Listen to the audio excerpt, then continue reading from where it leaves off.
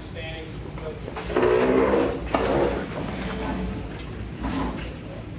I pledge allegiance to the flag of the United States of America and to the republic for which it stands, one nation, under God, indivisible, with liberty and justice for all.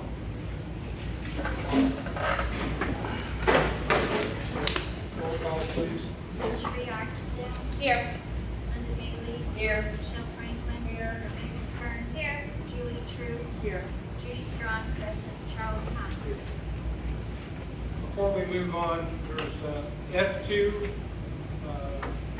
is going to be moved back to after executive session, so we'll take the K3 position. All right, go ahead with spotlight topics.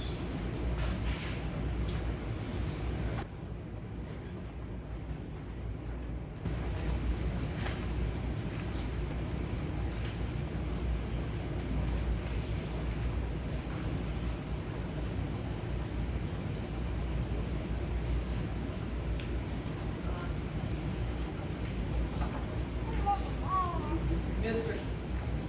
President, might I introduce Jenny Miller, who is our Parkview interventionist. Also for the audience, Mrs. Greiner is taping and it is posted on YouTube. There are several audio recorders around, so be mindful. And we'll talk later about perhaps posting the entire content on our website, along with some opportunities we have for Channel 22 to come in. Jenny. All right, if you look at the top part here, I'm going to put this on here for everybody in the audience also. This is just the same thing that's on what you guys have a copy of. Okay. Up here, these scores are from 5th grade, and I took the ISAC scores from 2011 and showed the difference between what they were in 2011 to 2012, and then showed you what the difference was. And then showed you at 215 is meets in 5th grade, so it shows who actually met. In math, I took the fall, winter, and spring from this year and showed you the difference of the different kids that we had in that picture for 5th grade.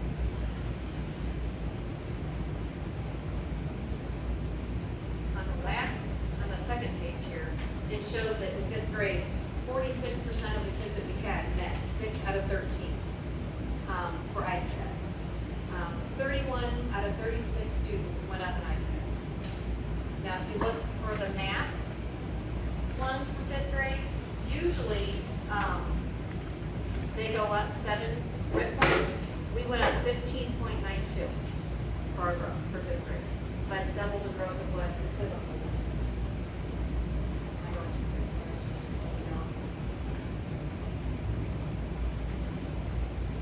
And then for 6th grade,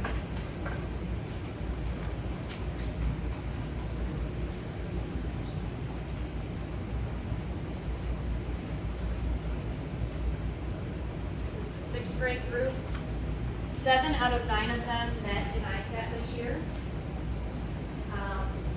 Usually the growth for math is 6, and we grew to 14.88, so we doubled the growth there also. Even the ones that did not meet, say student who was the 173 to 218, she didn't meet, but she still went up 45 points. So it's that growth model that the state's trying to go to show growth instead of just did you meet, did you not meet. And then 7th grade,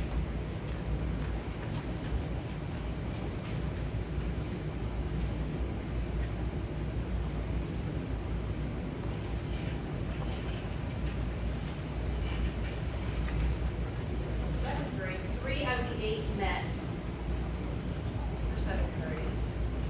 And then for math, usually they go up 4 grit points, and we went up 10.5.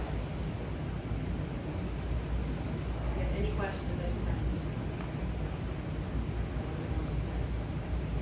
time? 8th grade, 4 out of 6 students met for ISAT that we had.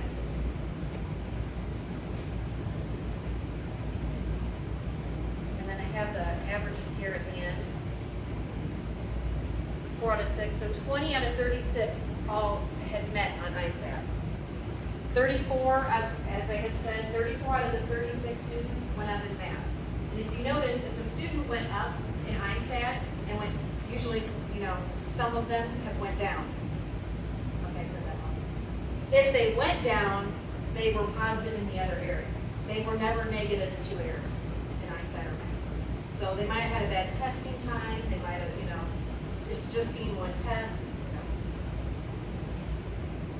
And then in 8th grade, usually they grow 3, and we tripled the growth there, it was 9.83.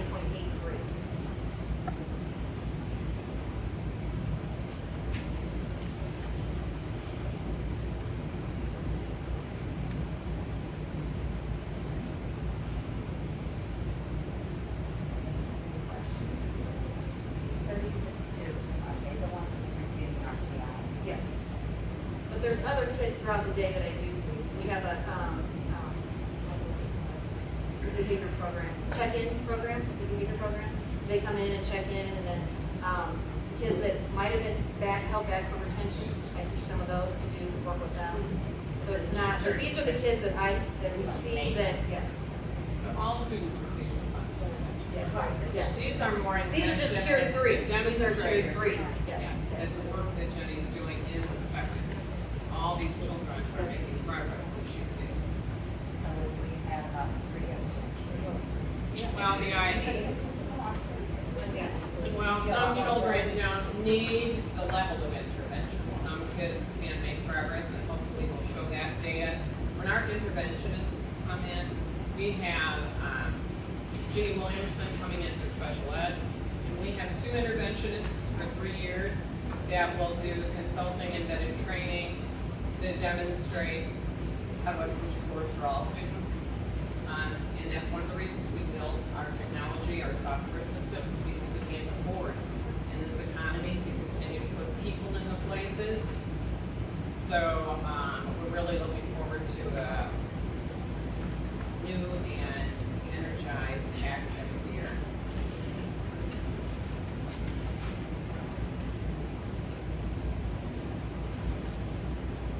Thank you. Thank you, thank you. Great job. Mr. Evans? Jen was so nervous, I told her I wasn't sure I wanted to follow her after that. Becky's going to pass out some things. A couple of years ago, I came before this board and I talked about an initiative that's going on in our state very heavily. Can I be rude and interrupt you, Scott, for the You're fine. audience? Go ahead. This is Associate Superintendent Scott Estes from East Peoria. We have partnered a lot with East Peoria and the area superintendent to improve our programs and strategies. And Scott is the author of Common Core in this area. No, it's not. In this area. I'm not the author of it. I just kind of look at it and see what we're going to do with it. So, like any other school initiative. But a couple of years ago, I came and talked about Common Core and kind of expressed the interest that our district had in partnering with the high school and with Creve Coeur and Robine to kind of see how we were going to handle this switching curriculum. And I'm here tonight to kind of show you some of the things that have come out of a year-long study and a lot of work. What the superintendents did when they got together is we created a committee of people from all 4 districts. Mrs. Radovich is here. She was one of the representatives for Creve Coeur. Mr. Jokic sat on language arts. Mm-hmm. Yes. Mrs. Radovich was on math.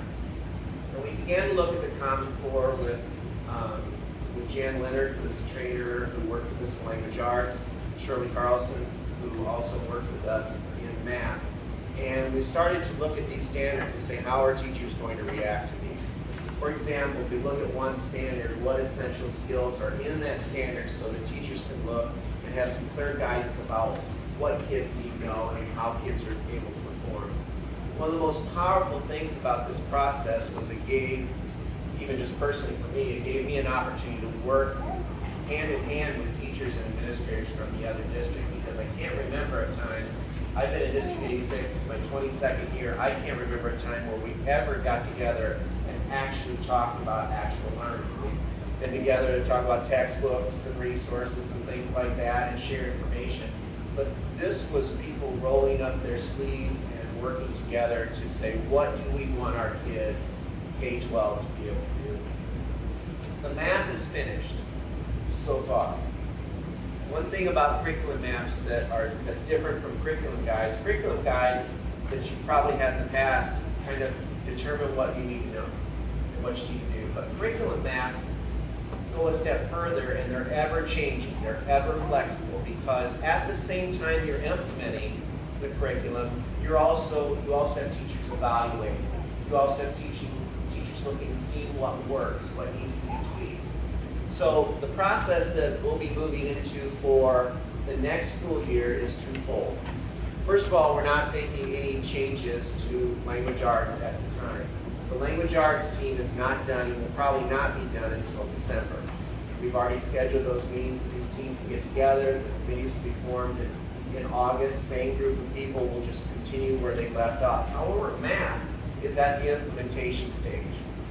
There is curriculum essential skills K-8. I have not seen the high school piece yet, but it is finished. What you have in your hand on the handout that's not pretty and colored is the kindergarten. And what I'm going to do is I'm going to send the K-8 to Mrs. Davis in completion so she can forward you that email. So you will be able to see curriculum all the way through K-8 on an Excel file. And then if you have any questions, you are very, very welcome to call me and ask any questions about the process. Mrs. Radovich was also part of that process. She can answer questions for you as well as far as the math goes. But what you see here are the kindergarten standards, and they're broken out into those essential skills. And these are things that we want children to be able to do. Now the teachers will get a different chart, a chart that will have two, for example, on this first page, two empty boxes. One will be resources that we use to teach, because those may differ between district, and assessments, because those will differ between district. The curriculum, the core curriculum will stay the same. The committee will continue to work to refine that curriculum based on feedback that they will get provided to them from teachers. As teachers are working through this, we're implementing K-3, we're implementing 6, but I don't think you're implementing 6 just yet, are you? So we're implementing K-3 collectively, and as kindergarten, first, second grade teachers begin to work through this, there will be a way to send feedback to the committee. The math committee will meet 4 times next year throughout the year, and they can collect all of this feedback and say, do we need to go back and adjust the math at all? We don't want everybody adjusting the math, because we still want a standard curriculum for the kids in our area K-12. But that committee will be empowered then to take feedback to teachers, including what resources teachers use, what assessments teachers use, because I want my teachers to have access to the good things that you're doing. I want you to have access to the good things that are going on in Rovine, and that brings that collective curriculum together for us. I'll be coming here probably, well, right at the beginning of the school year with our tech person, who we have designed Google Maps that, and a shared Google document that will give teachers the ability to comment, to talk about what they did, and that will be viewed by every teacher in the 3 grade school districts. So it's a very powerful tool, and it's going to create a volume of material that group can come back and look and see. If Mrs. Radovich, for example, teaches kindergarten, picks one of these standards, she can go in and see other teachers that have done that in her own district, or East Prairie, or Rovine, or she can say, I tried this is what worked, this is what didn't work, and let me know if you have something else. It's creating those opportunities that we've never had before to really talk about learning at the classroom level. It's very, very exciting. I've been very impressed with the teachers and the folks that have worked on the committee with us. We have great things going on here in Creve Coeur, and we're very proud to be partnering with you. We've learned a lot from you, and we hope that's been reciprocal. The color sheet that you have is just something that Mrs. Davis asked me to bring. It says East Peoria District 86 at the top because this is our plan for implementation. Yours will probably look similar. Anything in blue is the language arts piece, and anything in math in orange is the math piece. And this is a 3-year plan on how we will roll out the Common Core. Because we just don't want to give teachers this big lump of material and say, here's your curriculum, go. We want to be able to provide professional development. We want to be able to give that time for feedback, collect the impressions that teachers are getting from around the district. We want to be able to come back to the fold and say, what's our next target? After we do K-3 math this year, we will move on in the following year to the rest of the grades in math. And then also begin doing some stuff in language arts, which we'll prepare for all this year. Any professional development opportunity that we're setting up in District 86, we are opening to the other 3 districts. That gives an opportunity for a smaller district to be able to come into the fold, not have to pay a huge price for a speaker, and we can share that cost depending on the number of participants that participate from each district. And it just kind of also brings our teachers together. So not only are they teaching together, they're learning together as well. And you can kind of thumb through this, and if anybody wants this via email, I'll be glad to send it to you. If you shoot me a reminder, I'll never remember now. But we also have some other considerations to go in. We're going to be doing some PD on some performance-based assessments, performance-based activities, since that's what the assessment's going to be. Mystery assessment, we haven't seen yet. We're going to be doing some PD just this summer on Singapore math. It's a different way of teaching math, which fits into the Common Core. You have teachers that have already signed up to participate. We have teachers from all 3 districts. We've got 40 participants. It's very exciting. Shirley Carlson's going to come in and lead that as well. So these are great opportunities for us to work together. As I mentioned, I will send you K-8 curriculum via email, so it didn't use up so much paper. And then you can make the decisions there for where you want to go curriculum. We appreciate the support that we've had from both the administration in this district and from your board. The board has been very good about supporting. I felt very welcome here coming and talking about it, and I'm glad that you all are just as excited to work with us as we are with you. It really breaks down a lot of barriers that have been between our districts for a long time. So if you have any questions, I'll answer them briefly, or you can email me. It's not a problem. I don't know, Ms. Ravish, did you want to add anything? Brad, did you want to add anything about the process? I just want to say it's been great to be able to work with East Peoria and the districts collaborating, and I just hope we continue that as much as possible. I've enjoyed it. It's been very beneficial. Absolutely. Yeah. Being able to bounce the ideas back and forth off is really helpful. Does this work for you? Does this need to be covered? Do you cover this now? Are you going to cover it? I think this is part of it. Those are the type of questions we ask all the time. It's very helpful. Right, and you don't get that opportunity when there are people from another district, so we're trying to tear down some of those barriers. So, any questions? The question probably for Mrs. Davis, are we going to adopt then their implementation plan or will we revise it for our district? I think we're gonna go, we land on the table a month, right? Is that Lay your what you're curriculum gonna on the table for a month. My board did not vote on this plan, just to give you some background. They've seen this plan. Yours is a little different because you're not doing 6th grade, and I'm not sure that Ravine is implementing 6th grade yet. We need to make the jump because of the size of the district and because of the way our junior high is set up. 6th grade is the first. Our junior high is 6th, 7th, and 8th, so we wanted to make that 6th grade jump now. But the benefit to you is that I have 2 6th grade teachers who have already done it, who I plan on sending here and helping answer any questions or working through some things if your teachers ask for that and feel that they want feedback or want some support there. So what's our plan? What grade are we going up to? It would be K to 3, and we'll discuss it more at the committee meeting, and maybe Scott, I can even drag in, again, to sit and chat at the committee level about what does this mean in terms of curriculum. It's changing the frameworks of ISAC into the Common Core, basically. And you asked a really good question because we were very reluctant in our district to give teachers too much in 1 year. Because truly we're supposed to be doing K-8, all of it now. And my superintendent and I discussed it and thought too much to give people right now. So we're just rolling out K-3 math right now. The other grades will follow over this 3-year plan, just to give teachers small amounts. I've been an elementary teacher when they said, here's your new curriculum, go. And you scratch your head and you think, okay, I have no support, not sure, I haven't had a lot of PD. So we're trying to break it into smaller pieces. I almost use spoon feed, but that's not necessarily a positive word, but that's a very good question. And I think we're all following pretty much the same plan, but if you wanted to adopt something to yourself, I can certainly send this as an email, and then you can adjust it for your own district. Thank you, I appreciate that. It's been a lot of work. Teachers have worked hard, very hard. Thank you, appreciate you. Thank you. Okay, it's time for any comments from the audience on the action items. South Reagan, 1244. I have a couple questions. First of all, you had your F10 motion discussion for Montefusco. You have Montefusco for the cost of $1,650. What is that for? It's F10.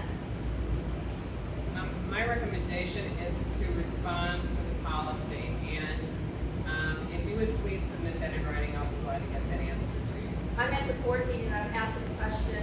It says right here, comments from the audience on action items. It's just a comment. You can comment. It's not a deliberative body. This is a deliberative body, not a deliberative. Now, if you have a comment, please give Please it, or comment. if you need an answer, email the superintendent.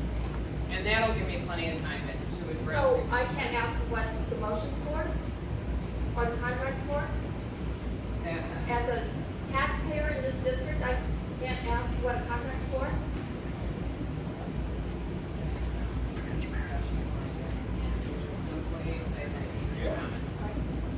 Just, we'll be doing it, it's gonna come open. But then I can't It's on comment that afterwards. can. There's nothing on here about comments afterwards. We'll cover it. If you have questions afterwards, then come up. I can't do the board anymore. I have to ask them. After the meeting, we'll get you all that information. Okay, can I ask about the change order for Bishop Brothers? Yeah, we're gonna be changing it over from what was originally accepted. After discussing, Mrs. Davis and I had talked last year on how to redo it, what we wanted to do with it.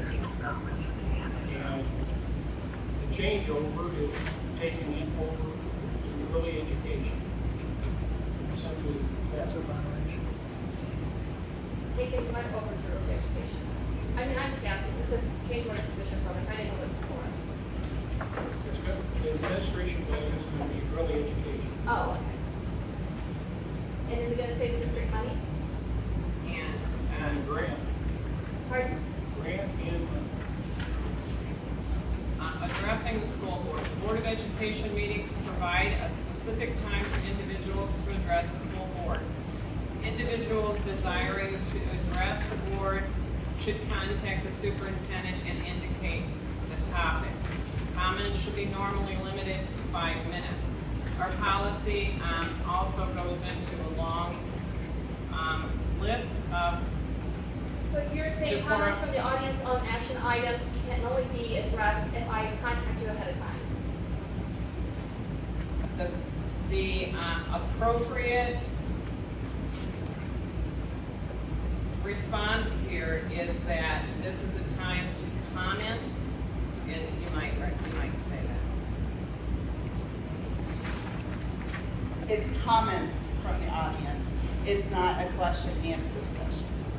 It's not a debate. I'm not debating, I'm just asking what my tax dollars are being spent on. And we'll address that at the full board meeting. And you really want to get into this discussion where you don't want to tell residents what your tax dollars are being spent on? Meeting, You really, I mean, is that what you're information's telling gonna me? come out, can you just sit down and we'll go through it? When it comes up to F10, I'm just wondering what these contracts are for. the contract was for the administration building. Okay, and the state district money. We're gonna be safe. Well, we'll just see what the residents have to say about this. Anyone else? Hearing none, moving on.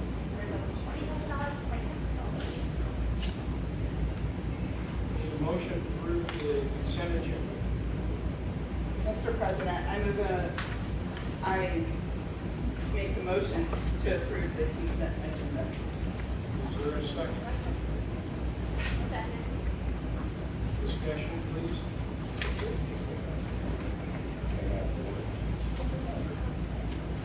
That's a question. It's up to the board. But on the minutes of June 18th, are you comfortable with the motions that say the board approves the vendors as recommended with a specific name? And what was it for? Fox River or Interstate? Yeah, the reason I would say that's not a big deal is those are the ones that we pretty much have done for years. Same vendors. I was just thinking in future years, you may want to go back and see what you gave. It's in the book, it would be in the book. It would be in the bids were all included in it. But if a board member goes to the board minutes, to look to see who did we award the contract to, it's not going to say. I mean, if you're comfortable with that, that's fine. Just a suggestion.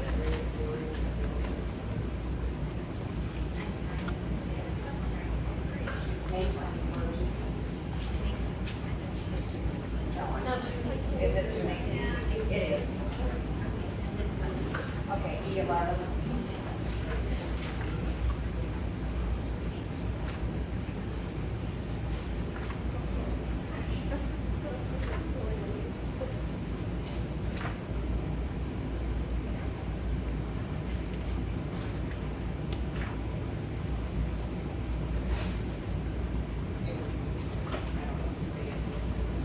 I think the motion was probably made, wasn't it, to approve better beverages or interstate?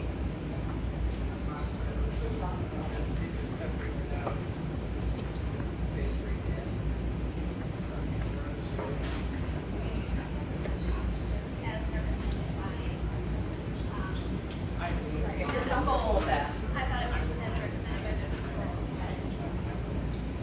What kind of occasion did you see that?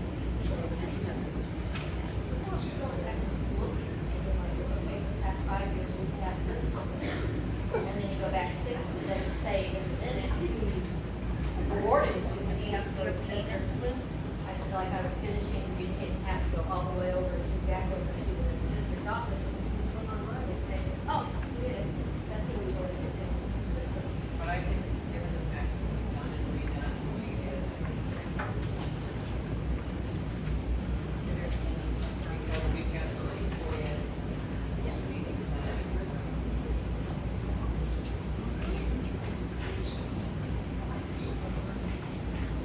Roll call. Sheree Archibald. Aye.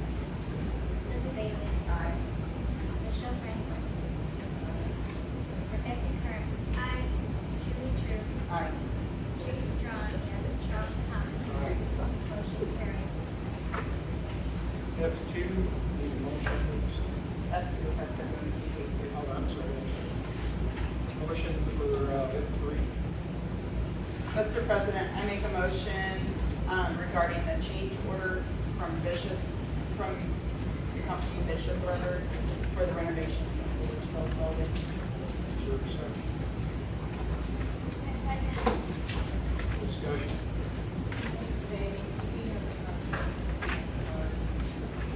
Oh, we had that April of 2011, remember it, right at last month, It was, yeah, we had. April of 2000. That was the example, that was the original. Mr. Bachman signed it. Yeah. Oh, that's pretty much, It's what they use, that's, it's what they use. I talked to them the other day, and they said they have no rental, because our district, they're in the process of, but we don't have to bring it back on yet. And you tell me. Oh, the secretary. I'll talk to Bonnie Jones again and make sure that she articulates that. And then we can get a I copy of believe it. it's a little further than that, because they agreed to pay some costs. and months ago, we were given a contract, it wasn't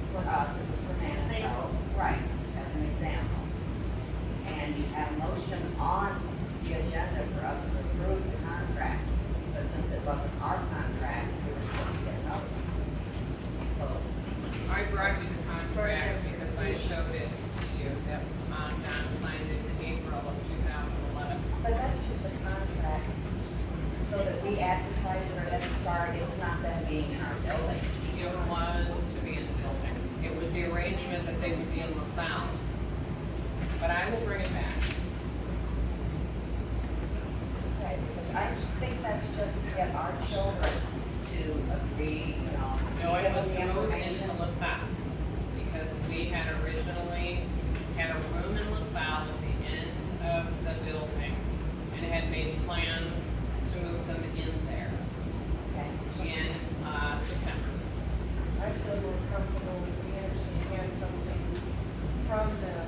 We're going to be looking at doing spending money to repair the building for them to come in, that we actually have something stating, yes, they are coming in. Well, they are coming in. 62 children can be serviced, and they have agreed to pick up the alternate bid of the additional toilet and the door. We have something in writing from there.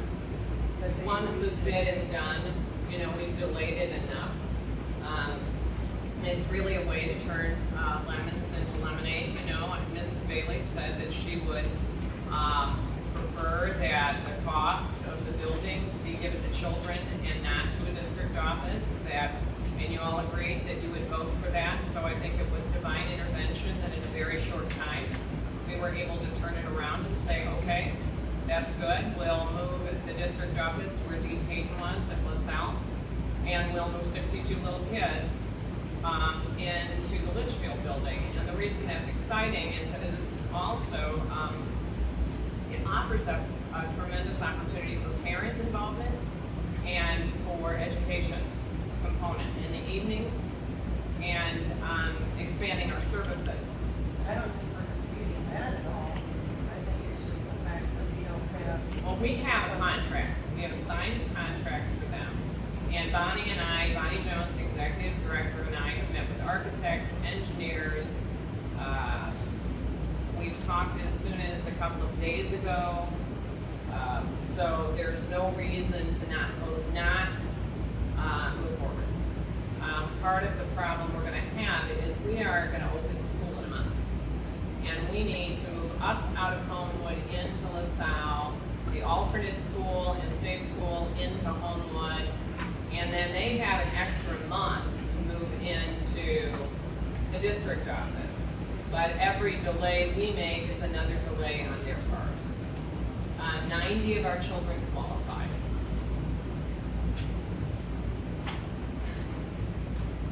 Thomas, you said something about money amount.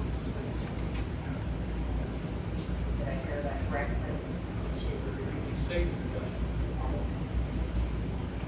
I think this week, I'm thinking of production.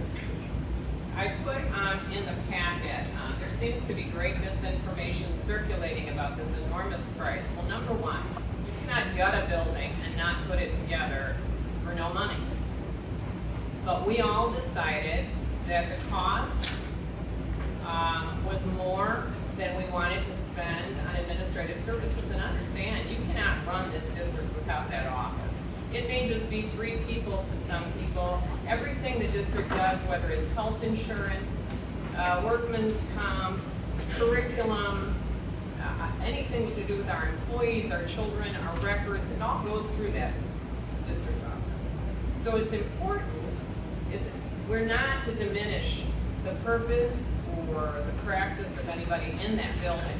It was just that after conversation, an opportunity availed itself to make this transition, and it seemed like a way to satisfy everybody's concern. We wanted it to be used for kids, and so we're using it for kids.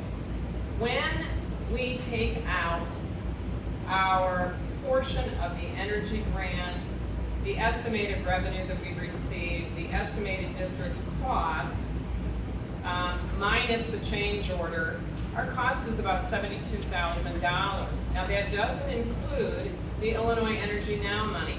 There is rebate for water heaters, HVAC systems, insulation, boilers, no, not insulation on this one, HVAC systems, water heaters, lighting. Some of the materials in that building also apply. It's a very complex opportunity to gain grant money, but we've done a yeoman's job of that, I might say. One teacher's salary to run that program for 1 year is $72,000. About when you have a salary and full family benefits. So if you could rely on the state to pay for you 100% for a program, that's the way to go. We all know this is a challenging economic environment, and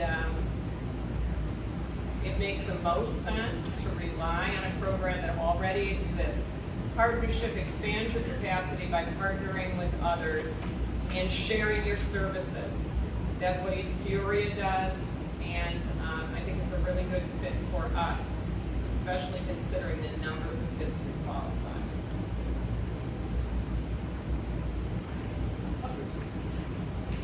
So when was this discussed that the last board meeting that this came up at, the board voted to finish the project as it was first presented?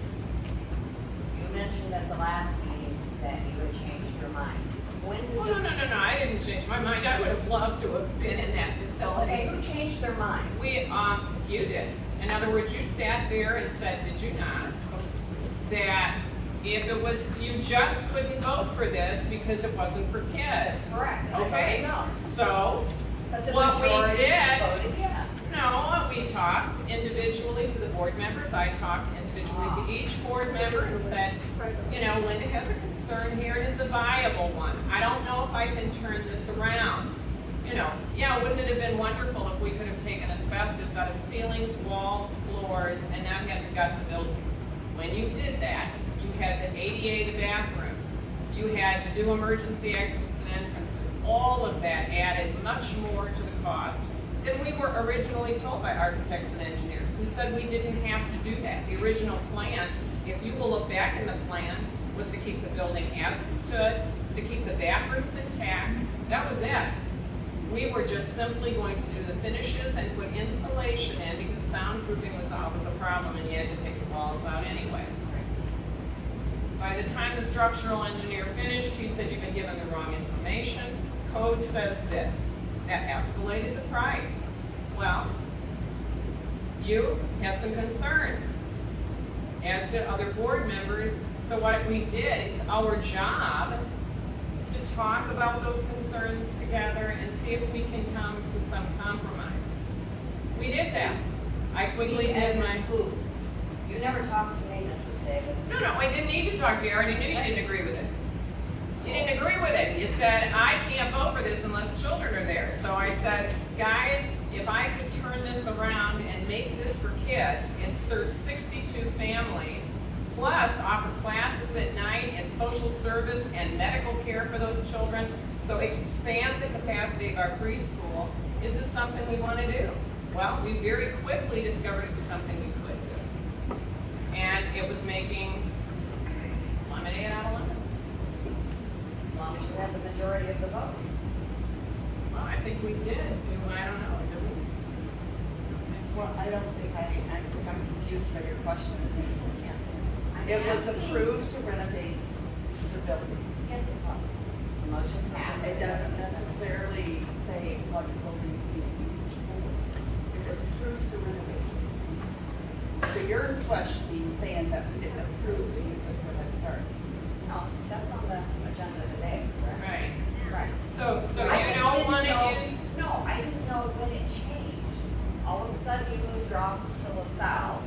It changed when. No, not all of a sudden. The last meeting, we discussed the fact that you You were very announced it. unhappy, and we announced the fact that we thought you'd be thrilled that it's now used for kids. But I'm asking, when was this board discussion? Last meeting, The committee meeting, committee meeting, when you voted. there's no work being done on it right now. There's no work, remember you And I said was told stop that. the Yeah, work. there's no work being done on it at all right now. Am I wrong in saying, wasn't your recommendation to just stop work?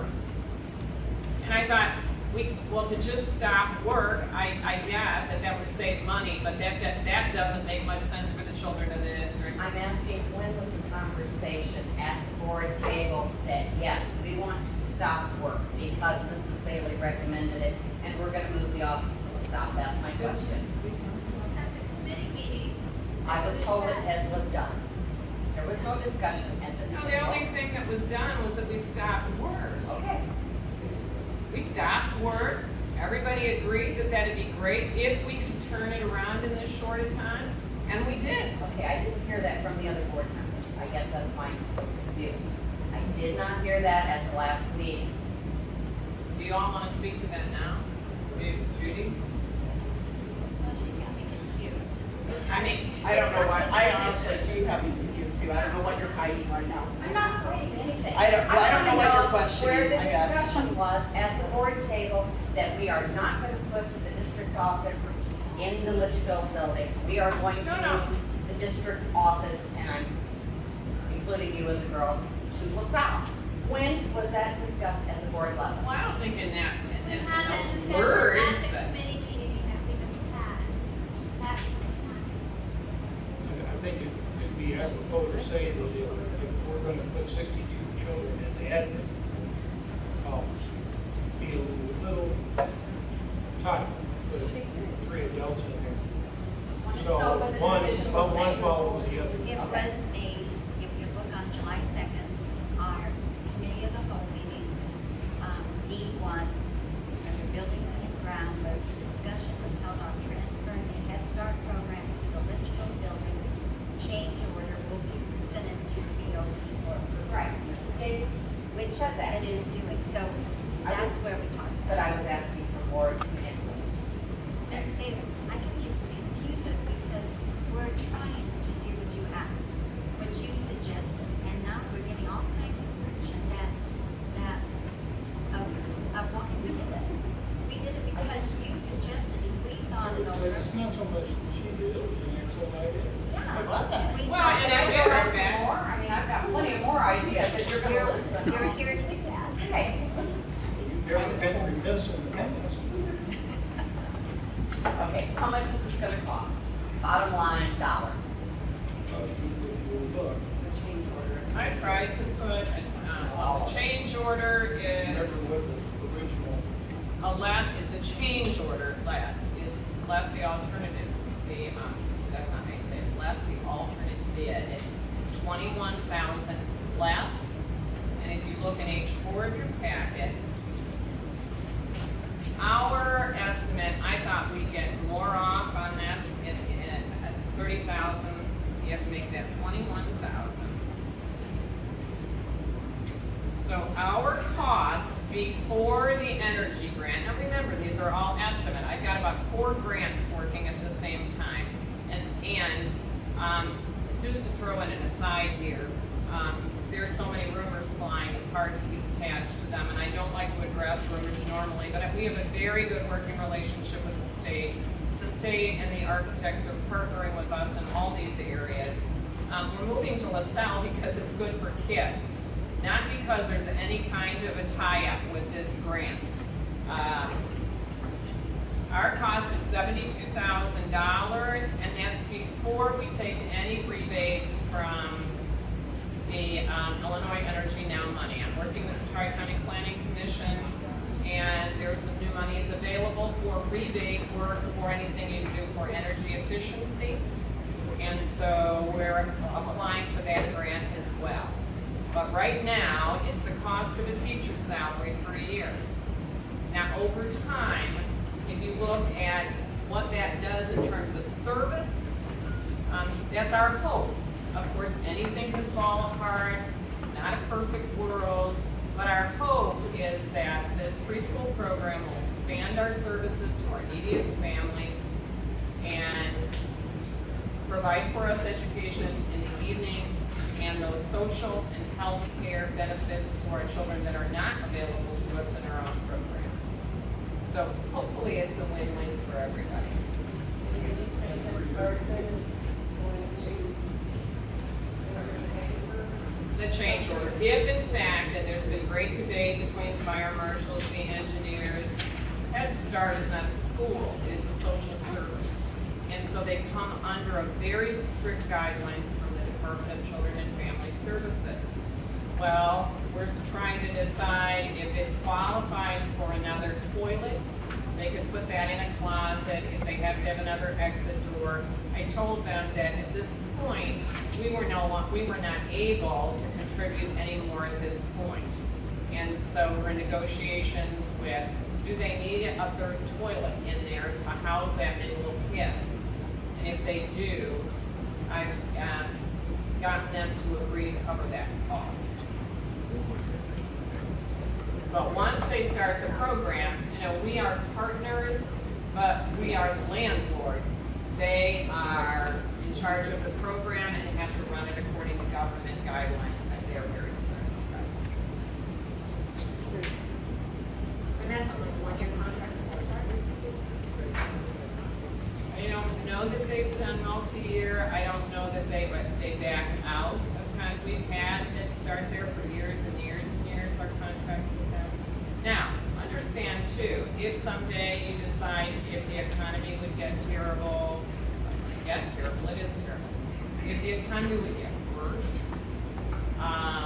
if suddenly for some reason this federal program was no longer, you have a building that you could easily accommodate for something else, you also have a building you could sell.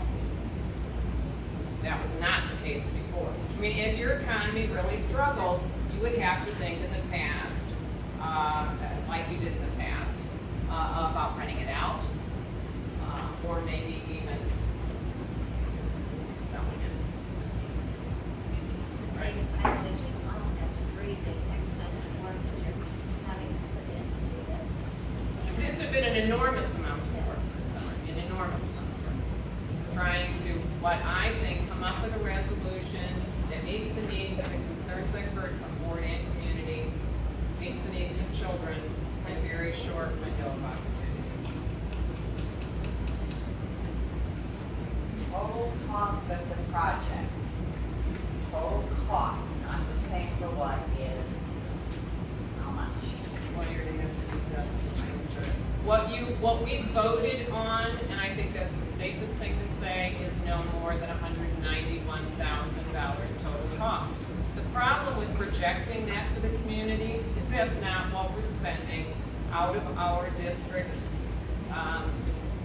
specified funds.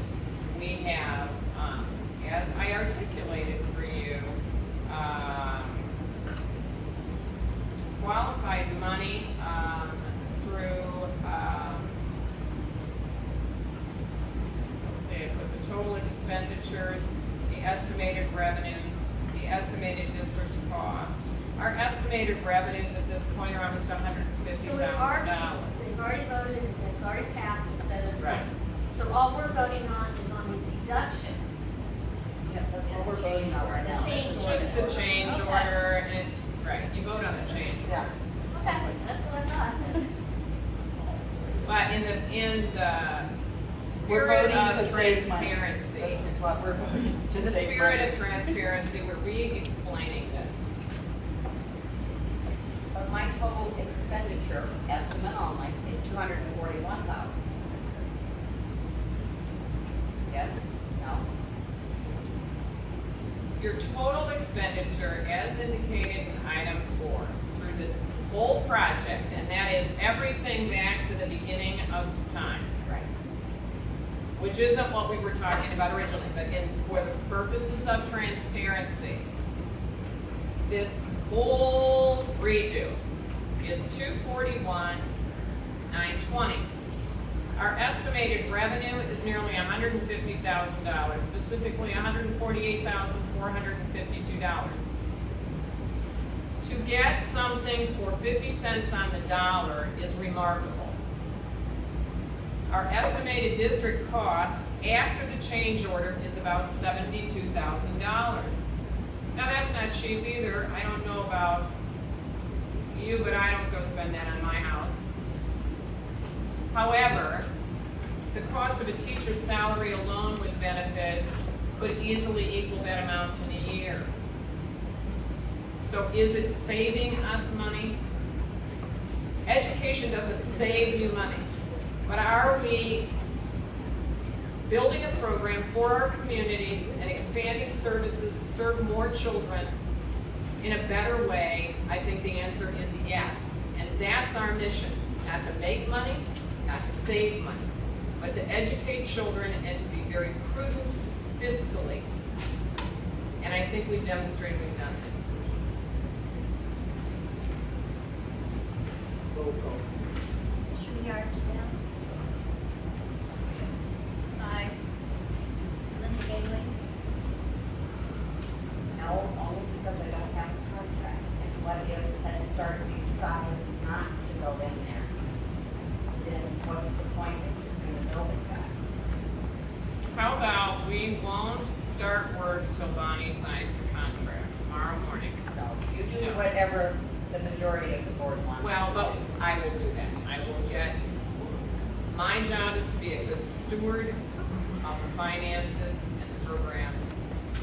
And we'll make sure that before I give the go-ahead to Bishop Brothers, because remember, there is nothing going on right now. We stopped work. Before we get the go-ahead, we'll make sure we get the commitment. We already have one, but we'll get another one. Well, this contract that I have that you gave us that is Manito's. No, it's not Manitou. There's one signed. Springwood. Is it the one that Don City of signed? Manitou.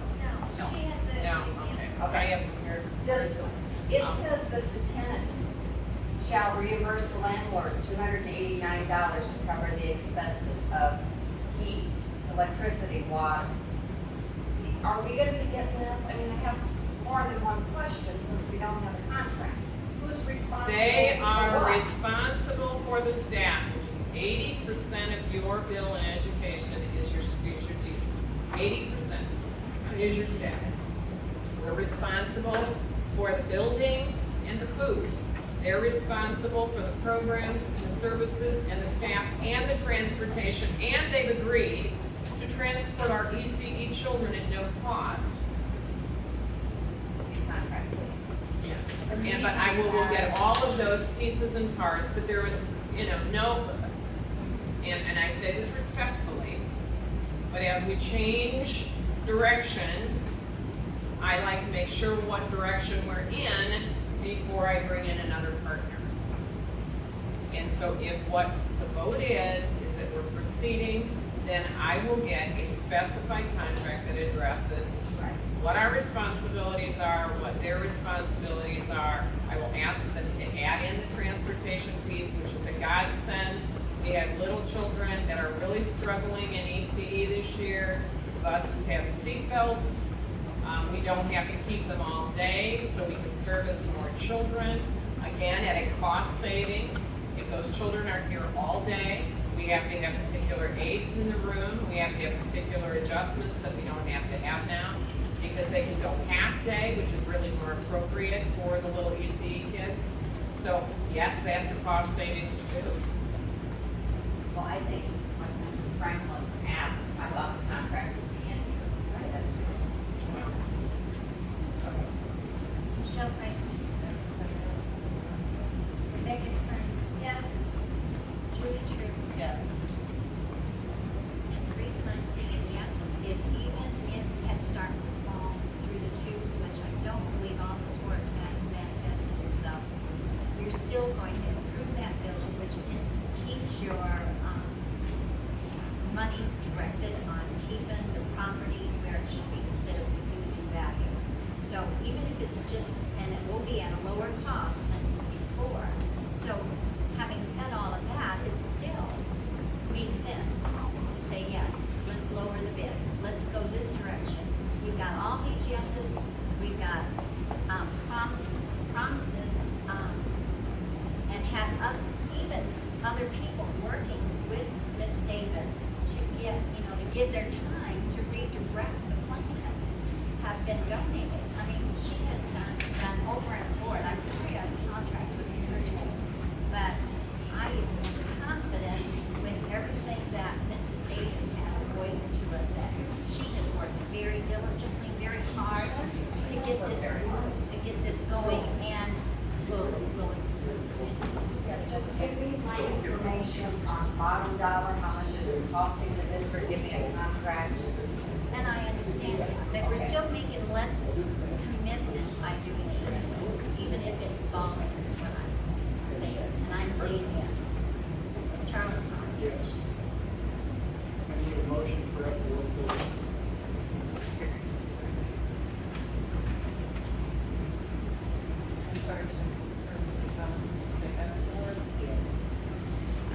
Mr. President, I make a motion regarding the additional classroom at LaSalle.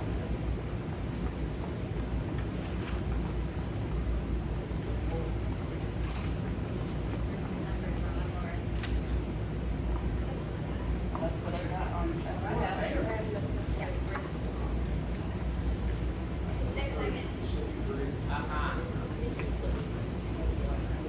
It's for first grade.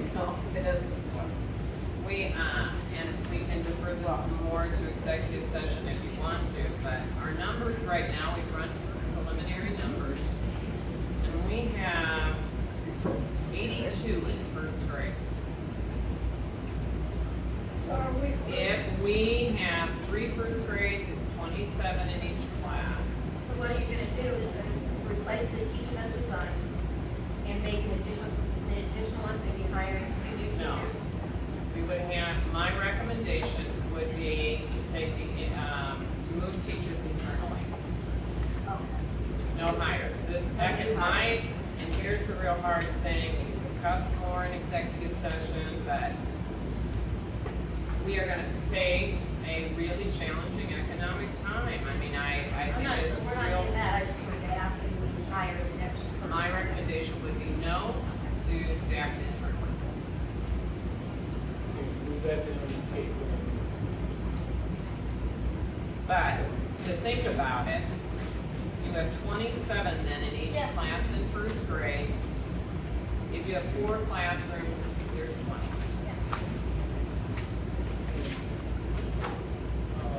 Need a motion for up 5. So we're moving that.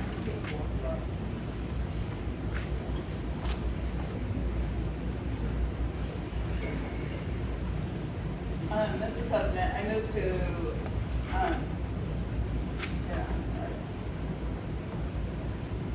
I make a motion to contract with Sylvia Murphy for mental health services. Is there a second? I second. Discussion?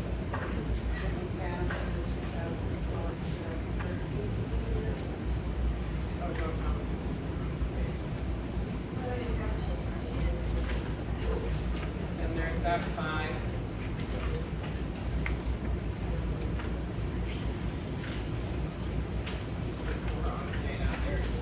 We can put it as amended, or you can wait for all of this.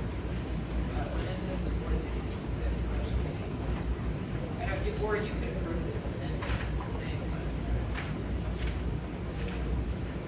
amended. Approve it as amended to reflect Amended. 2012, 2013, the FIFO. That means that there's a second. Correct? And all the numbers are the same, except for the days. Yeah. And it's only gonna be part-time at Right. Parkview. And understanding that what we did to satisfy both schools is the primary placement of the social worker at LaSalle. So that in both our MSWs, so that both schools are serviced, because that was a concern in the past. Yeah.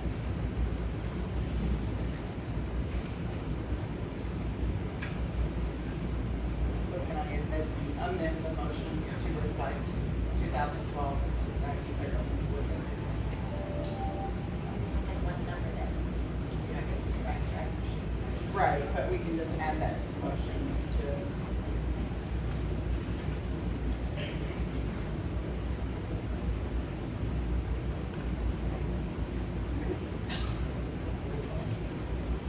Sheree Armstrong. Aye. Linda Bailey. Aye.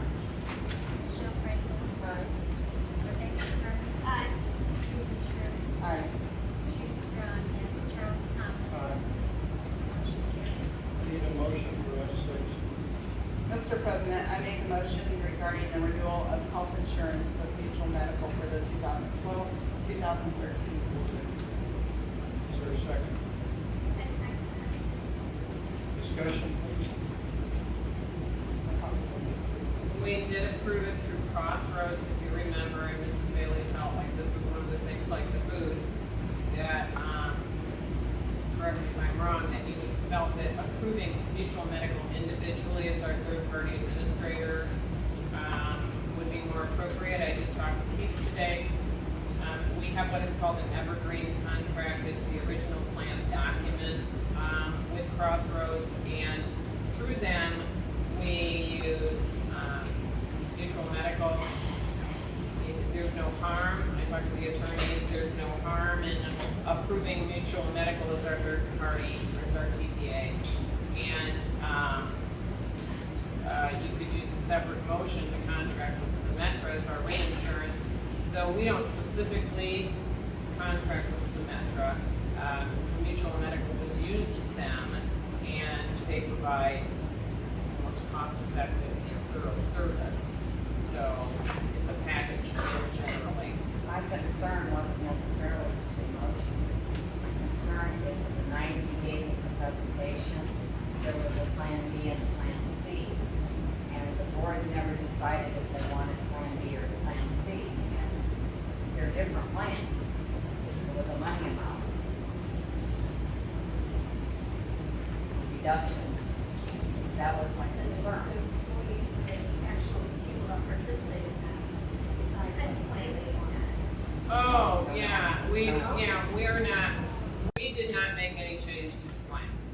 Okay, that was my concern. Yeah, no, we did not make any change. If we wanted our deductible raised or stay the same, and the board didn't specify that night, that's why I don't know. It was brought out at the time. Yeah, we made no Everything change, was stayed because as it was. this is tied into the teacher contract. We can't, as a board, make changes to that plan without the input of that It's only insurance. the district's part. Yeah, we made no change. Okay. Any further discussion? Roll call. Sherry Archfield. Aye. Linda Bailey. Aye. Michelle Franklin. Becky Kern. Aye. Julie True. Aye. Judy Strong, yes. Charles Thomas. Aye. Motion carried. Need a motion for F7. Mr. President, I make a motion regarding the first readings of policies 4.60, 4.120, 5.280, 6.180, 6.235, 6.290, 7.50, 7.220, and 7.340. Is there a second? I second. Discussion?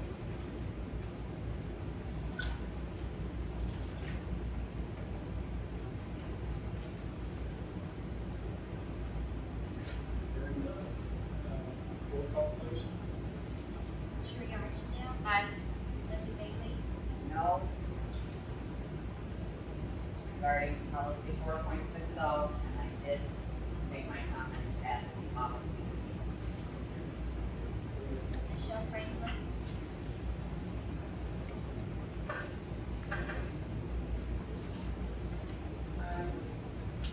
Rebecca Kern. Aye. Julie True. Aye. Judy Strong, yes. Charles Thomas. Aye. Motion carried. Need a motion for the school-wide title plan. Mr. President, I make a motion regarding the school-wide title plan as presented. Second. I second. Discussion?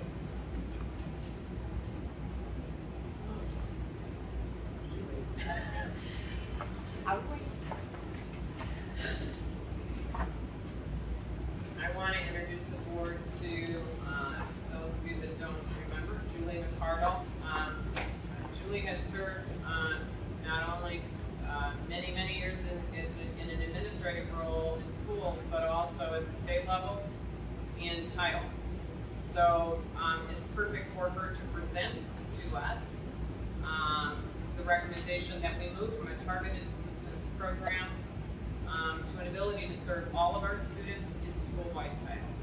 The 1994 reauthorization of the Elementary and Secondary Education Act, which we all know now as NCLE, they afforded this flexibility in your spending. As long as you meet the threshold of 40% of your students are at the low income.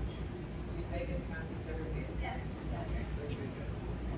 As long as you've met the threshold of 40% of your students are at the low income, according to your free and reduced lunch rates. So once you're at your 40%, then your Title I money can be used for all of the students. In the targeted assistance program, only the children who are found to be at risk through our testing can use Ms. Bullard or Ms. Miller can use any of their services. And any of the materials that we purchase can only be used by those teachers and the children who are targeted. However, when you go to a school-wide plan, your resources can be used for all children in the school. So Ms. Bullard and Ms. Miller may now go work with any children. Me as a teacher, I may say, oh, can you work with Ms. Kerr here for a little bit? I'm just not sure what's going on with her. Could you work with her? And she can, even though we haven't deemed her as at risk, as long as we follow the school-wide plan, or we have this file. So this is basically a plan for intervention. You'll notice in here, nowhere does it mention RTI, okay? Because in the state, I worked with the title grants. Title grants are federal. RTI is state mandated. You may not use federal funds to pay for anything that is state mandated. So we don't do RTI, we do differentiated instruction, we do interventions, we do strategies that help kids based on research-based, scientific-based instructional practices. So you're not going to find RTI in here. Those words are not going to be in here, those letters are not in here. If they are, I need to change it. So I went through and checked to make sure it's not there. But that's basically what a Title I plan is to make sure that we're serving the most at-risk students so they have the opportunities to meet and exceed some of the testing that Jen showed you earlier. It's a school-wide plan, which means that a plan has to be written for each school. You'll notice they're pretty similar. We're a small district, so therefore there's a lot of similarities. And so don't be, thinking that that's not right. It just has to be a plan for each school. And basically, these just need to be approved by you, and then the state signs off on them, and we file them with our Title I papers for auditing purposes, and we can use the funds from Title I and Title II for all the funds, not just 78% free and reduced at LaSalle and 65% at Parkview. I say we make it. Any questions? Just a few. Absolutely. Okay, are there any advantages by not doing Title I? School-wide, you mean? School-wide. I had this discussion many times with some of my colleagues at State Board. We can find no disadvantages, and we're trying to figure out why some districts don't do this. We really, because you can pool your funds. Right now, Title II is professional development and teacher quality. So all your Title II funds must be used for professional development. You can hire a class size reduction teacher if you have enough money, but for the most part, it's professional development funds.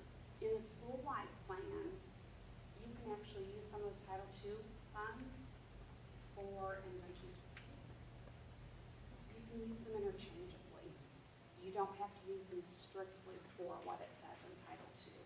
The other thing is when you purchase plans like we use MAP by the measurement of academic progress through NWEA, you can't purchase that or pay for the site license through Title I if you screen everyone in your school.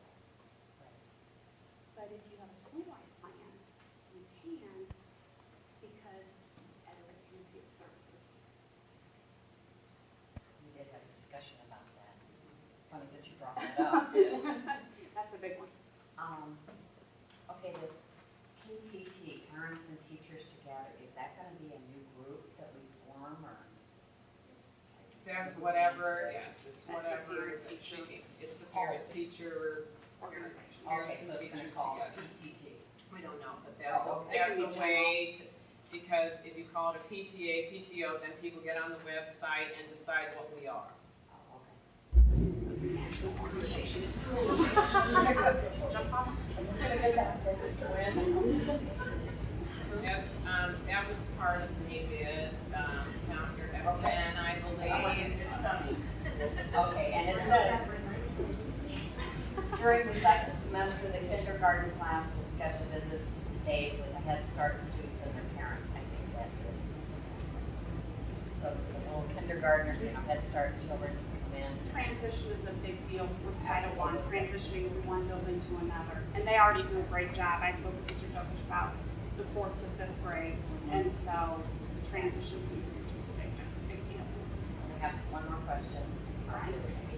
Okay, Mrs. Davis told us that we were in a pilot program last year before, I'm not sure the time period. Did that help us get this, or?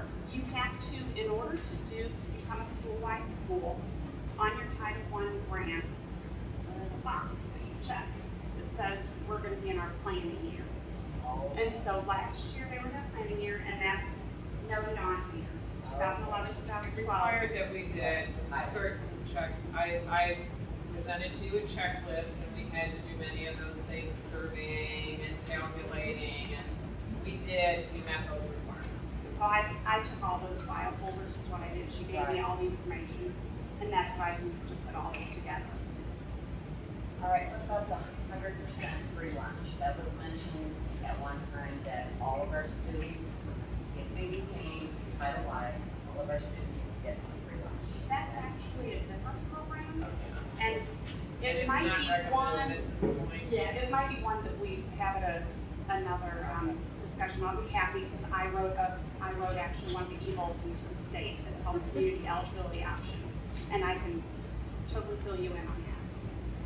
We're not there yet. No. Right now, preliminarily, we talked about $50,000 if we did that. Probably not something we want to do. One remembers you had mentioned it, but very impressive, Mrs. McCardle. You've been wanting this for 4 years, and you've been employed, what, 16, 17 days now? Now, Whatever. Give me a little credit, Linda. It all came from her. I got everything. All the file folders. She said, all the file folders. All that work. That's it. That's right. I know it's hard for you. Sherry Archdale.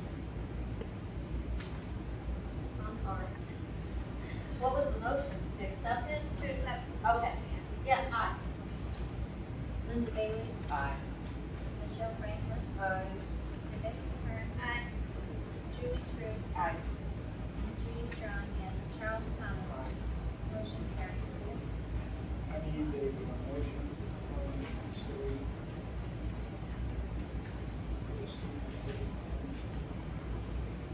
Mr. President, I make a motion to appoint Brad Jokic as the custodian for the Student Activity Fund at Parkview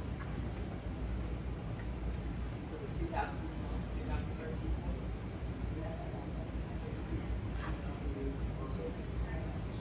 Are we doing them separate? That's what I have written down, separate. discussion. Second.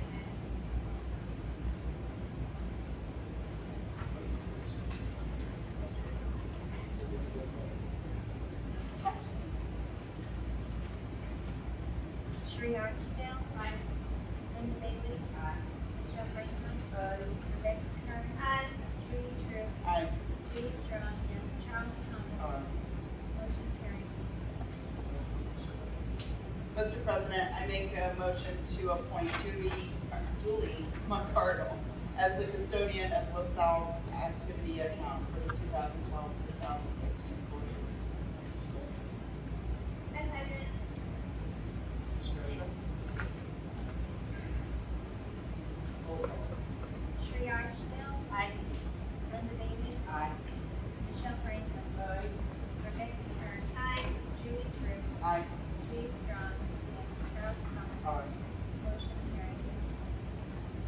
Need a motion, Fred?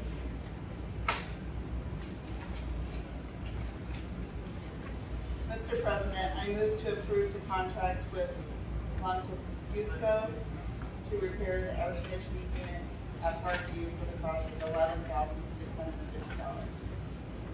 Is there a second? I second it. Discussion? I just had a question for the contract we have, $10,500. So I didn't know what the discrepancy in the difference was.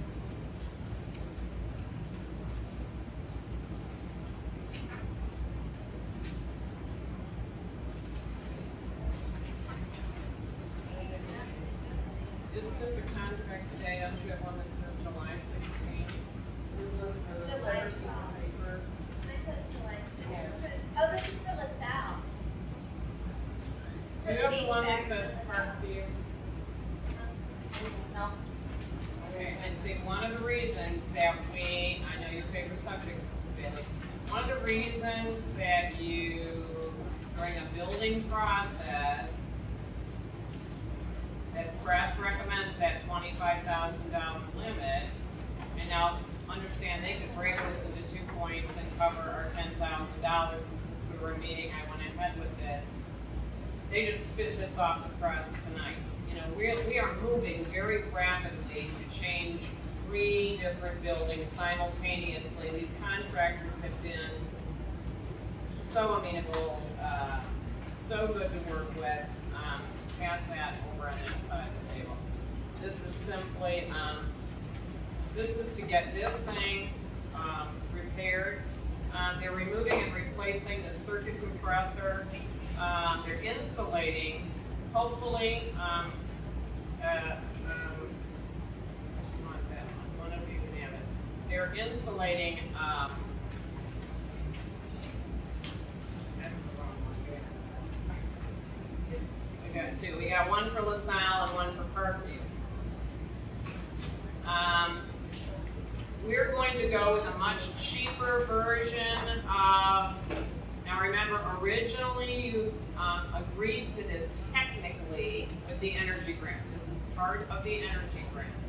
This will also be open to the rebates offered by Illinois Energy Now. But for today, we've decided to go very conservatively. If you recall, that's one of the reasons that to post or to distribute initial bids is confusing, is misinformation. They originally, the architect submitted for $100,000 to redo this. I'm suggesting to you, you don't need to redo this whole thing. It's only 8 years old. So we got in here with some engineers. That's why you use people like Midwest. Architects and engineers can assist in coming up with the most cost-effective solutions. What we're going to do is try to replace the compressor, insulate the existing 25-ton, relocate the returns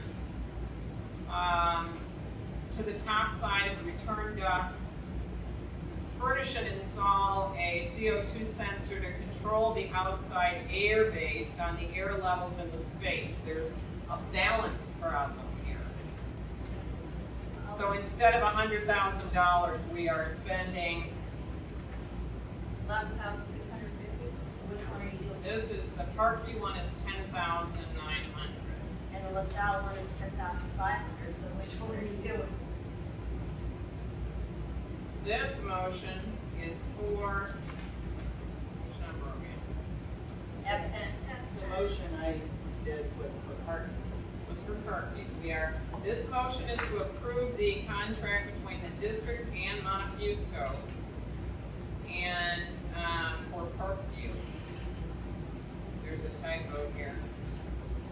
Montefusco will install an air conditioning unit into Parkview, not an air conditioning unit at this point. Understand by the time I write this, and then talk more to them, things change. But and to this particular contract is $10,900. The air conditioner is intended to replace the existing parts that have failed. So this is for, this particular contract says $10,900, part of the energy grant. Our cost, to be specific, will at least be 50% of that. And then I will reapply for rebate through Tri-County for the Illinois Energy Now to come up with the bottom number. But this particular motion is to approve the contract between Montefusco and the district to repair this unit. Or the amount of. So are we repairing both? Now that this is, no, this is just this motion, don't confuse. Just McCartney. Do we want to talk about LaSalle now? We will after we do this. So we need to amend the motion to reflect the cost of $10,900. It's less than I thought, which is great. So if we're gonna spend, 900 Total, 50% of that. 50%. 5,400 should come out of grant. I know, all right, I know part of it's gonna come out of the grant, but you're gonna have to prove two of them that's been exceed over $20,000. That's what I'm asking. Initially, without any grants being added on or taken away.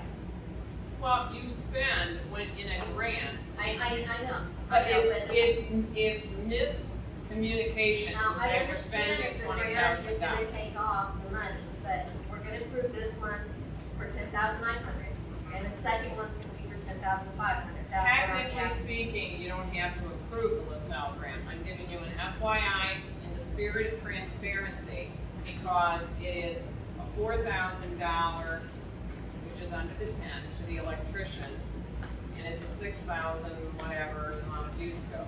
They're two separate. They ran two separate contracts there. They could technically have done that here, but I said, we're gonna be at a board meeting, there's no point. Just let's have a vote on it. But yes, the unit at Parkview is or LaSalle is as inexpensive as it is because I had a donor give us the unit.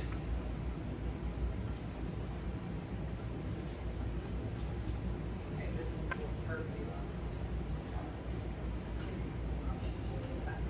I'm sorry, but we've switched many times. All right. The motion was, Mr. President, I move to approve the contract with Montefusco to repair the air conditioning unit at Parkview for the cost of $10,900.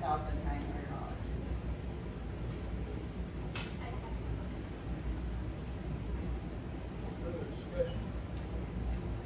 Roll call.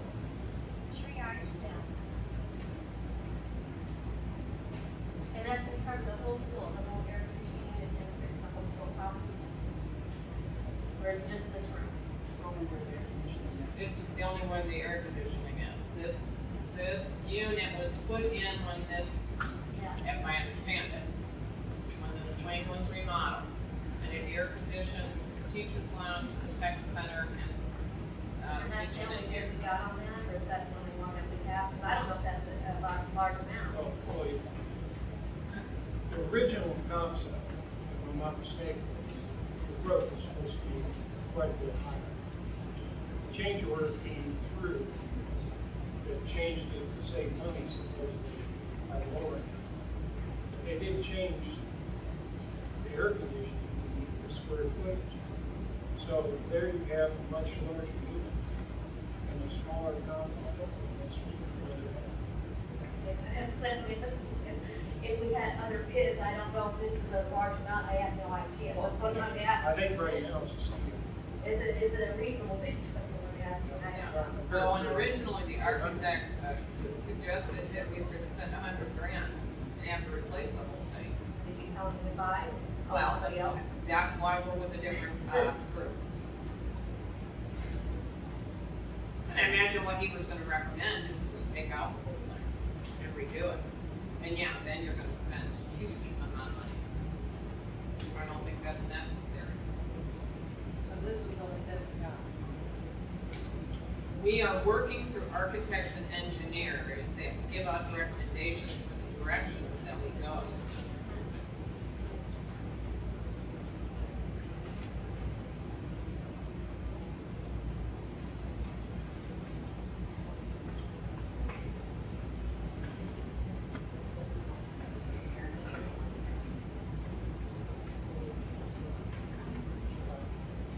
Oh, is it on my phone? Yeah.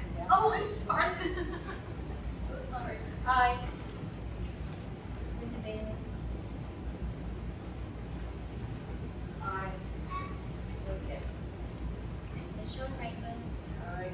Rebecca Kern. Aye. Julie Turner. Aye. Judy Strong. Charles Thomas. Aye. Motion carried. Okay, on the communications principles. You got Wow. Yeah.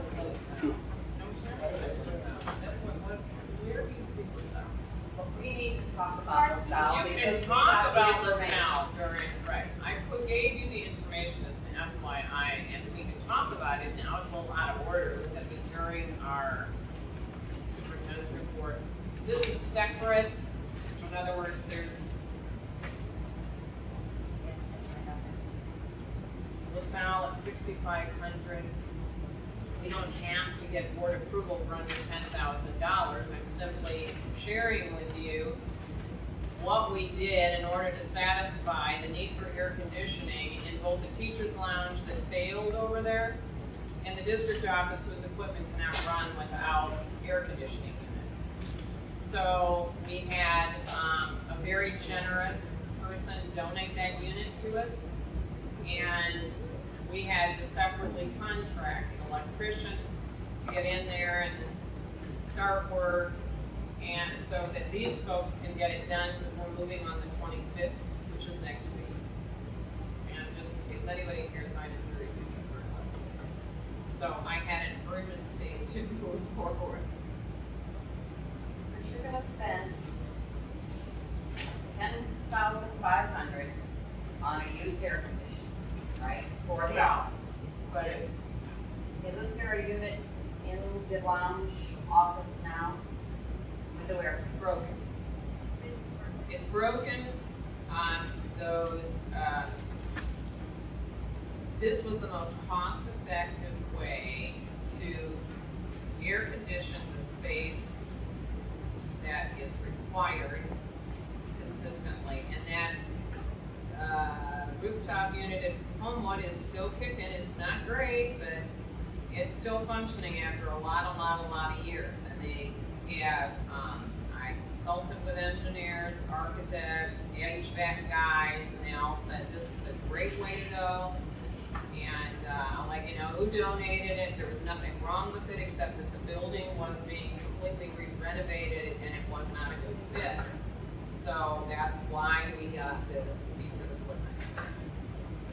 Well, I want you to be cool. I want the girls to be cool. I want the teachers to be cool. But for this amount of money, we put a lot of window air conditioners in classrooms. And they keep breaking, and we will apply for the rebate on this as well. You're not going to get all of that space, 4 rooms and a room across the hall, effectively air conditioned. You have to change the wiring in all of those rooms. You have to put new units. It's not just a matter of the one room being air conditioned. You're trying to air condition 4 rooms on, or 3 rooms on one side and 1 room on the other side. This was a cost-effective, long-term solution to what we want when that construction money comes due in 2 years. With the rebates that are available and our bonds coming due, you want to air condition the building. That should be our facilities plan goal. So you move in, not just putting pieces and parts. Okay, but I could never, and I know we're not gonna vote on this, so it doesn't really matter, but I could never look little Johnny's mother in the face and say, yes, I spent $10,500 to air condition, keep the adult school, but Johnny's gonna be on. I can't do that. It's what you did before. It's what you did before. I mean, this is silly. I mean, I know it makes good press, and it's very dramatic, but you air conditioned the district office. You air conditioned the teacher's lounge. This is a way, a cost-effective way, No, cost effective is buying a window area. and having it break. How many will have to bring it through? How many times that thing has not effectively worked? It does not cool to cool effectively for the machines in the space. And at the rate we're moving, Linda, it may be a classroom someday soon. But we are doing nothing to hurt children. The amount of money It's and just a lot of money. we're going to bring a report in to show the amount of money, the hundreds of thousands of dollars that have been saved this district in the last 3 years. $3 million have been put into reserves. $3 million for those kids, for this purpose, to meet these economic challenges.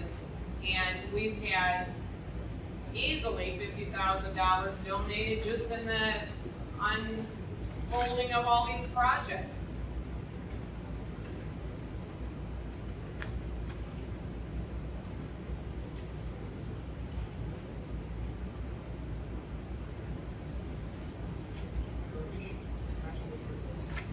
Yeah, not a whole lot to report right now. Just our custodians doing a great job working in this heat, which has just been unbearable. As you notice in this room, just from the last month and what it looked like a month ago, it looks much better. So I thank them for all their work.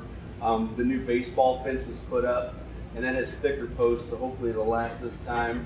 And just we've got baseball tryouts coming up on July 30th, registration August 2nd and 3rd, and school will be here before we know it.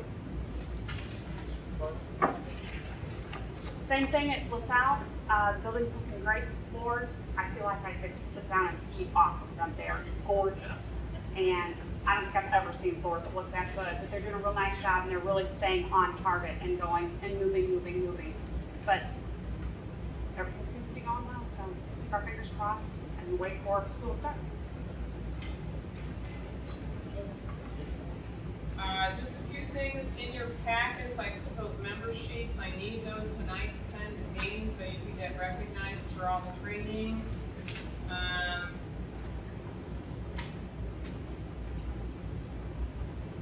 think we've covered just about everything else.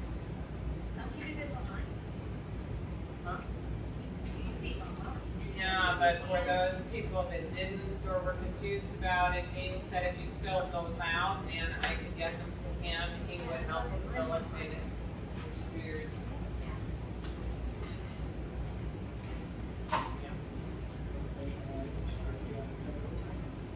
The RTI Network Grant. We had preliminary meetings with Dr. Jennifer Jewell and Joan Hartnett, who was the past Executive Director of Woodford Special Ed.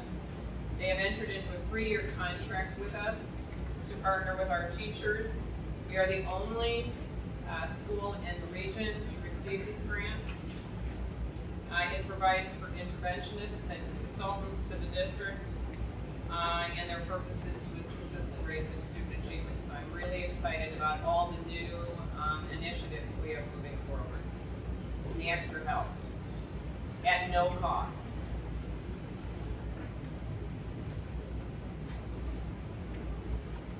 Your information and confirmation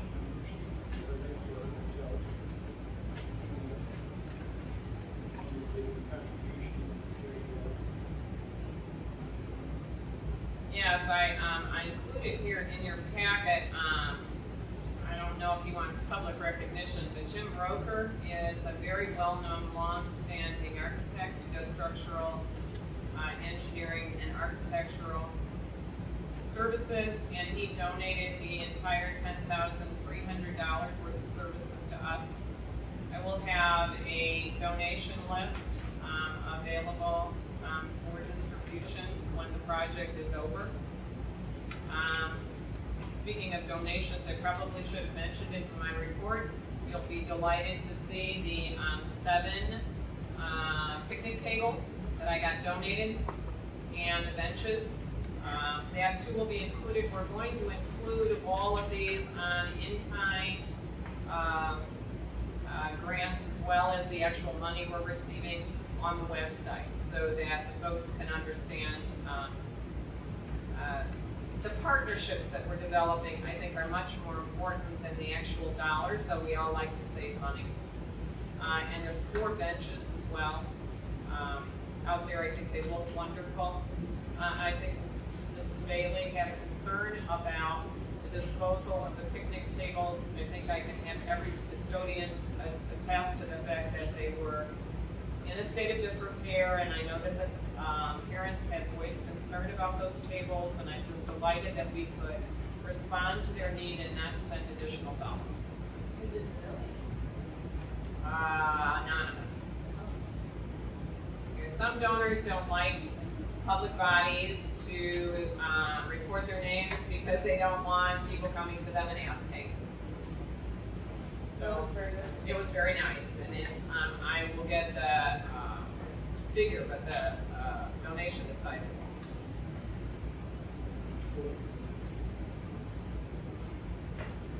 We went over that. That's the district office renovation budget that's in the back.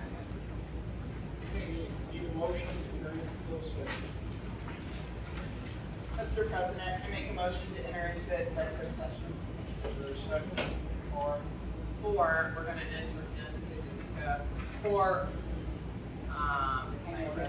well, no, the teacher resignation and so we stated top for salary increases. Well, yeah, we can do that. For Employment. and because we want to discuss that one. Performance and termination of personnel and, we're discussing something else. Well, that's why I said that. Because, right? Yeah, so I make a motion to enter into closed session for appointment, employment, performance, and termination of personnel, just to cover it all. is there a second? Roll call. Sherry Armstrong. Aye. Linda Bailey. Michelle Franklin. Rebecca Turner. Aye. Julie Drew. Aye. Judy Strong, yes. Charles Thomas. Thank you, Minor. Bill, regular set. Is there a second? Is there a second? Roll call. Sherry Armstrong. Aye. Linda Bailey. Aye. Michelle Franklin. Aye. Rebecca Turner. Aye. Julie Drew. Aye. Judy Strong, yes. Charles Thomas. Need a motion for K1. I'll make the motion to accept the resignation from Samantha Bennett with regrets. Is there a second? Discussion?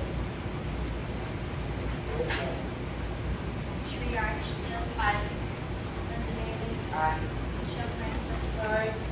Rebecca Turner. Aye. Julie Drew. Aye. Judy Strong, yes. Charles Thomas. Aye. Need a motion for K2.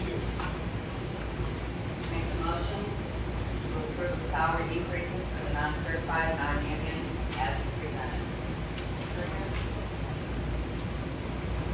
Discussion? Roll call. Sherry Armstrong. Aye. Linda Bailey. Aye, but I still think they should be reduced, but aye.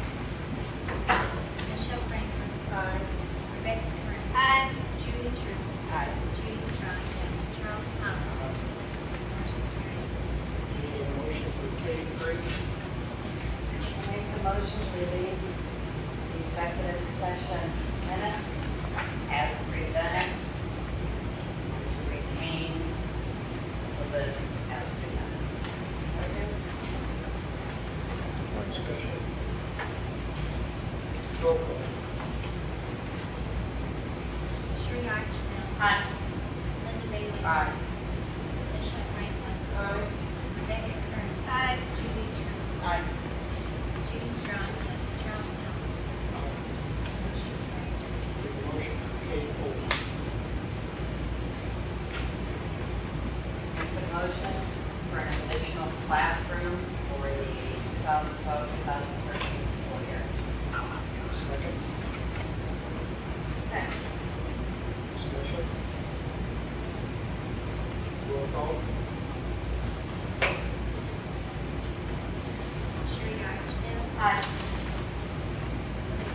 Aye. Michelle Franklin. Jane Refernce. Aye. Julie Truitt. Aye. Judy Strong, yes. Charles Thomas. Motion carried. Question for the president. Excuse me? Audience comment? You're not going to let the audience comment? We are. We have it, but any action, need a motion for adjournment. Okay.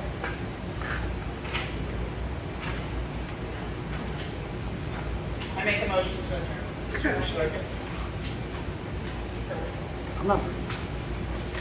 Roll call. Schuler. Aye. Lindsay. Aye.